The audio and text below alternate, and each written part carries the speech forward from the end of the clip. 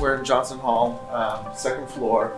This is where our nursing program labs will be. We're going to have a patient care lab and we're going to have a simulation lab. And then on the third floor is where we're going to have the faculty offices, and we will also have some student study space. And construction is going to begin in January, and then will be complete in the summer, so we can have the first cohort start in the fall. And then on our Harborside campus, we signed the lease with Proport, so they've started work out there.